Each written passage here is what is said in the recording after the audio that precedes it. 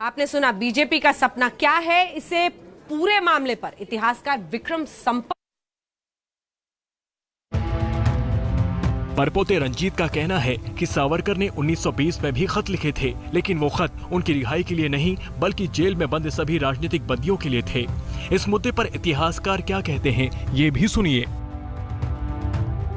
सावरकर जी ने लिखा पहला माफीनामा 1911 में, जुलाई में वो अंडमान में गए और अगस्त में पहला माफीनामा 1911 में लिखा। उसके बाद 1912, 13, 14 5 और लिखे।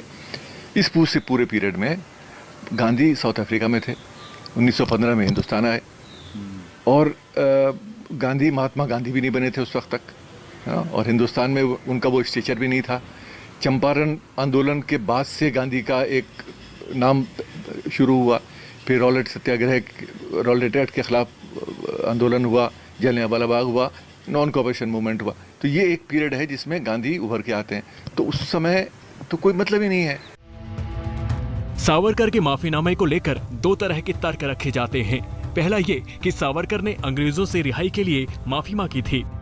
दूसरा ये उन्होंने रिहाई के लिए माफी नहीं मांगी थी। सावरकर का परिवार यही कहता है कि उन्होंने माफी नहीं मांगी। कि सारी जो याचिकाएं हैं उसको अपेंडिक्स में डाल दिया है ताकि पाठक उसको पढ़ सके खुद। तो उन्होंने कुछ 7 या 8 याचिकाएं दर्ज की थी और उनमें अगर आप देखें तो कभी उन्होंने सरकार से माफी नहीं मांगी। वो एक कुशल वकील थे, तो एक कुशल वकील के तौर पे वो सरकार से ये मांग कर रहे थे कि हमारी जो संवैधानिक जो राइट्स है, अधिकार है, वो आप बता दीजिए। क्या हम एक कॉमन कॉन्विक्ट हैं जिसको बलात्कार और खून और इन सब इल्जामों में वहां पे जो खूनकार जो अपराधी थे, जो नजरबंद थे, हम उनकी तरह आप हमें ट्रीट कर रहे हैं। हम राजबंदी हैं, तो सिर्फ मैं नहीं, अपने लिए नहीं, बाकी सारे जो राजबंदी थे उनके एक वक्ता के तौर पे वो उनके अधिकारों की मांग वो हमेशा कर रहे थे।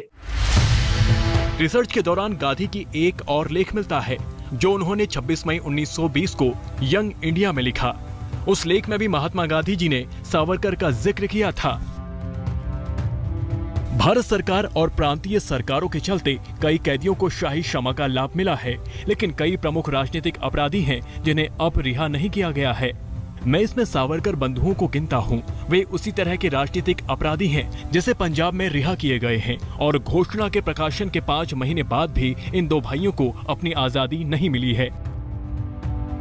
इतिहास में कई तरह के तथ्य मौजूद हैं और उन तथ्यों को सियासी पार्टियां वक्त वक्त पर अपने हिसाब से इस्तेमाल करती है।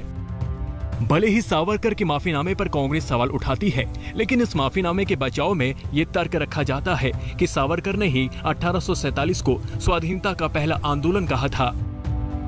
सावरकर आजादी की लड़ाई लड़ना चाहते थे और ये तभी मुमकिन होता जब वो जेल से बाहर आते।